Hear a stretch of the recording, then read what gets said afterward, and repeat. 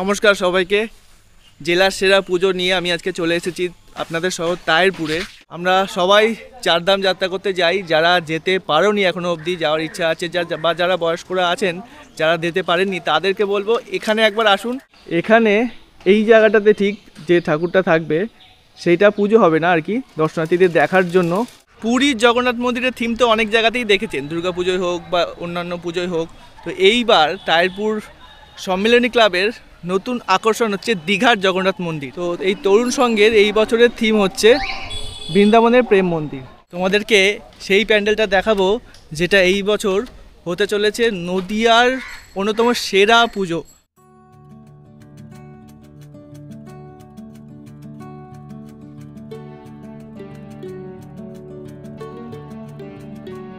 নমস্কার সবাইকে।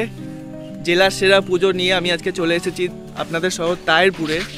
আর আমি আজকে দেখাবো তায়েরপুরের সমস্ত বড় যে পুজোগুলো হচ্ছে এই বছর 2025 সালে, সেই সমস্ত পুজো প্যান্ডেলে। এখন আমি রয়েছি আমরা সবাই স্পোর্টিং ক্লাবে, যেটা তায়েরপুর নতুন পাড়ায় অবস্থিত। এখানে যে পুজো প্যান্ডেলটা এবার হচ্ছে সেটা থিম নয়, কিন্তু একটা আননোন প্যান্ডেল, কিন্তু যথেষ্ট সুন্দর একটা প্যান্ডেল। এটা পুরোটা কমপ্লিশনটা হলে তখন দেখতে যথেষ্ট ভালো লাগবে। ওরা একটা ফটো দেখেই রেডি করছে, তো যথেষ্ট সুন্দর একটা প্যান্ডেল হচ্ছে তায়েরপুর নতুন পাড়া স্পোর্টিং ক্লাবে।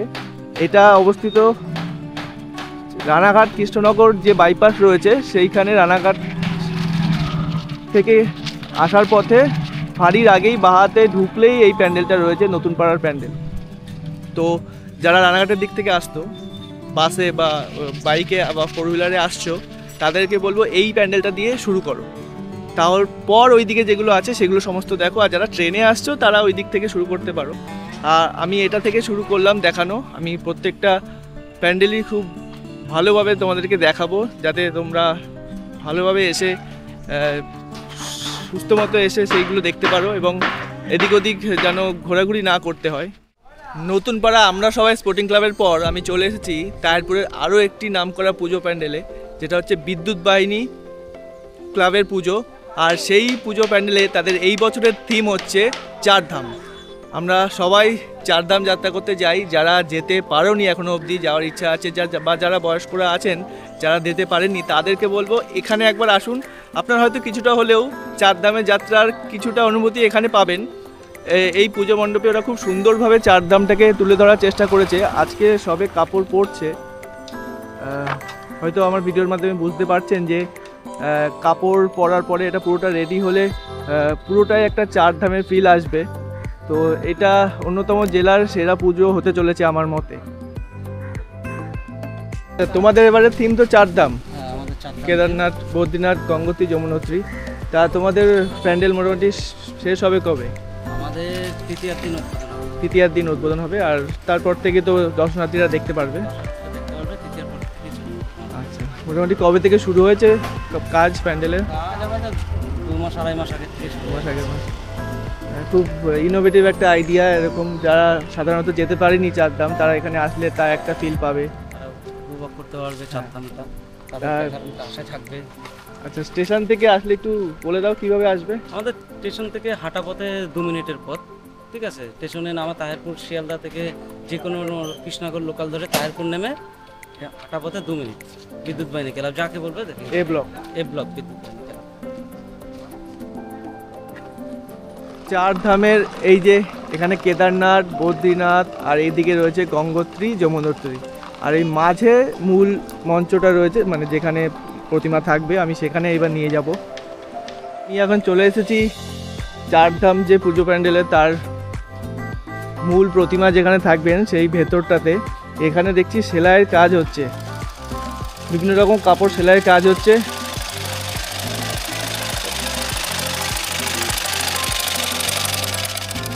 এগুলো কি প্যান্ডেলের কাপড়?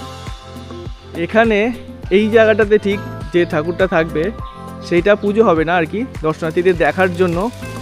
আর এই প্যান্ডেলটাতে এইখানে থাকবে যে মা পূজিত হবেন আর কি, পুজো করা হবে যাকে, সেই প্রতিমা এখানে থাকবে।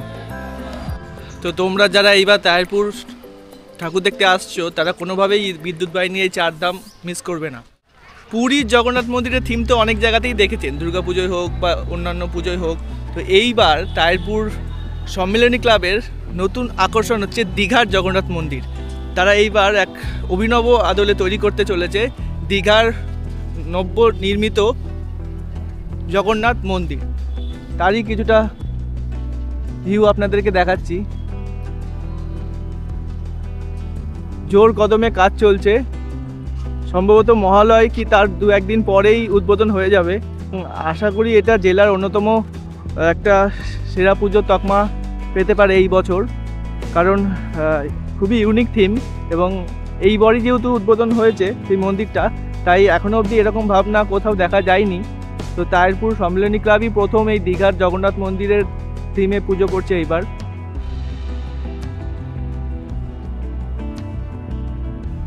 বিশাল বড় এই মাঠ, আর ওই দূরে একটি প্যান্ডেল, সেটা আমি একটু পরে দেখাচ্ছি। আর এইখানে প্যান্ডেল জগন্নাথ মন্দির। আর তাছাড়া এই মাঠে কিন্তু ভীষণ বড় মেলা বসে, আপনারা দেখতে পাচ্ছেন অলরেডি মেলার কাজ শুরু হয়ে গেছে।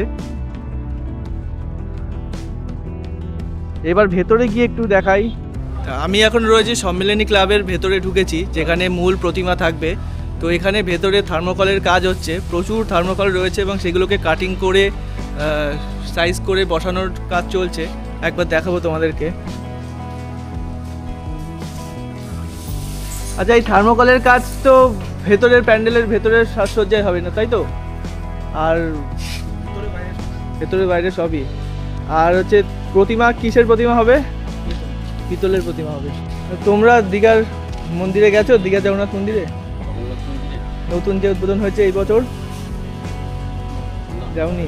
তাহলে এই ছবি দেখে আর যার তোমাদের ইনস্ট্রাকশন আছে সেই অনুযায়ী কাজ করছো? সেই অনুযায়ী। তারপর যখন যাবা, ধরো কখনো না কখনো তো যাবা, তখন ভালো লাগবে নিশ্চয়ই, যে এরকম কাজ করেছো তোমরা, সেইটাকে এখন সত্যিকারের দেখছো। তো এখন সাদার ওপর থার্মোকলে কালার হবে, তাই তো? বিভিন্ন রকম কালারেরই কাজ হবে না, বিভিন্ন তাহলে এক কালার হবে। এক কালারের যেটা জগন্নাথ মন্দিরের কালার আছে সেই কালারটাই আপনার হবে। আচ্ছা,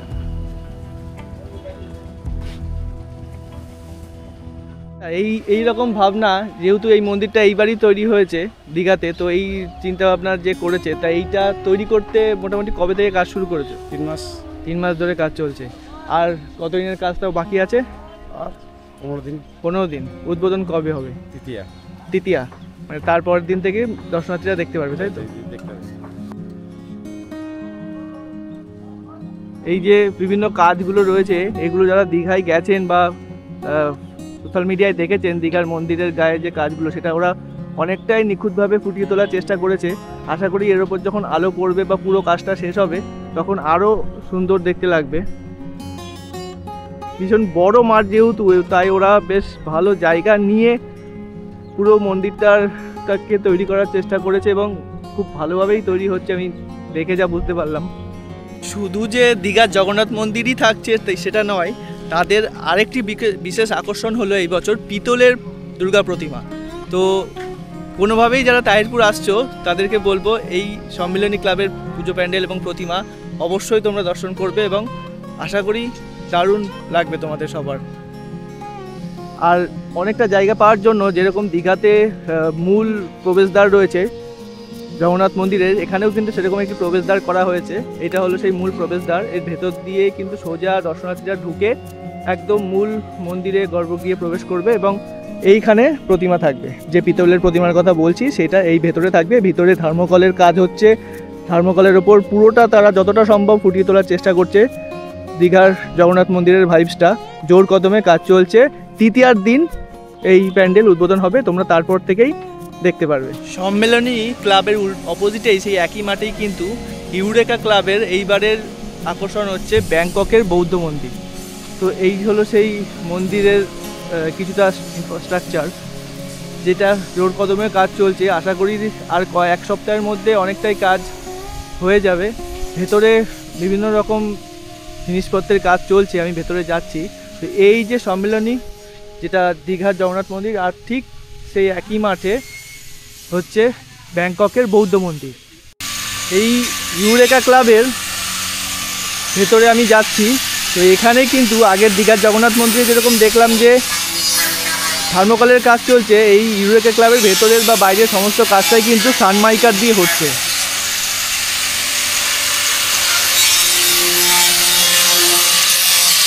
আচ্ছা, এইগুলো তো সানমাইকার তাই না? তা এই বাইরে পুরোটা এই কি বলে সানমাইকারের কাজই হবে, আর ভেতরে থার্মোকল। আচ্ছা, তো এখানে দেখতে পাচ্ছ পুরোটাই বিভিন্ন যে চূড়াগুলো রয়েছে বা বাইরে সাজানোর যেগুলো রয়েছে সেগুলো সবই সানমাইকার রয়েছে, সেগুলো কেটে ঘষে সেই কাজ চলছে। এগুলো দিয়েই পুরো বাইরের কাজটা হবে, আর ভেতরে থার্মোকলের কাজ হবে।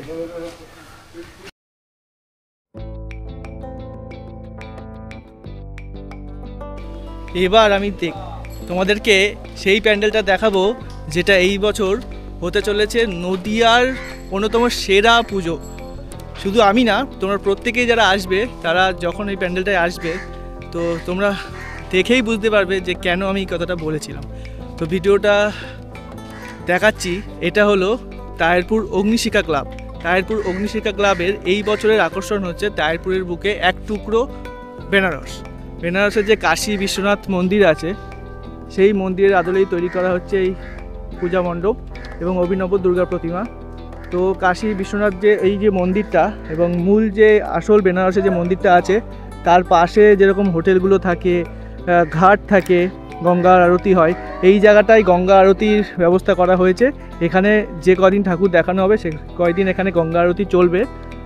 আর বিভিন্ন রকম যে ব্যানার হোর্ডিংসগুলো থাকে ওখানে বা আশেপাশের হোটেলগুলো, তো পুরো বেনারসের যে পুরো বেনারসটাকেই এখানে তুলে ধরার চেষ্টা করা হয়েছে।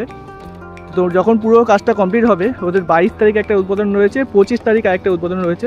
তো পুরো কাজটা যখন কমপ্লিট হবে তখন বুঝতেই পারবে যে সত্যিই বেনারসে চলে এসছে, এরকমটাই মনে হবে। এতক্ষণ অগ্নিশিখা ক্লাবের যে এক টুকরো বেনারস এবার বছরের পুজো প্যান্ডেলের থিম রয়েছে সেটা বাইরে থেকে দেখালাম। এইবার তার ভেতরটা আমি দেখাবো। ভেতরে সানমাইকার, থার্মোকল এবং প্লাইউডের কাজ হচ্ছে, খুব দারুণভাবে জোর কদমে কাজ চলছে। মহালয়ার মধ্যেই এই কাজটাও কমপ্লিট হয়ে যাবে। সমস্ত প্যান্ডেলগুলি মহালয়ার মধ্যেই শেষ করার কাজ চলছে। এই যে আপনারা দেখতে পাচ্ছ কাঠ, প্লাইউড এবং এইদিকে পুরো স্ট্রাকচারটাই থার্মোকলের রয়েছে এবং ওখানে পুরো স্ট্রাকচারটা কী বলে সানমাইকারের রয়েছে, আর ওখানে থার্মোকলের কাটিংয়ের কাজ হচ্ছে। বিভিন্ন সুন্দরভাবে কাশী বিশ্বনাথ যে মন্দিরটা আছে সেটা এখানে তুলে ধরা হবে। আশা করি খুব অভিনব এবং খুব দারুণ একটা প্যান্ডেল হতে চলেছে তায়েরপুরের এই অগ্নিশিখা ক্লাবের এক টুকরো বেনারস এই বছরের থিম।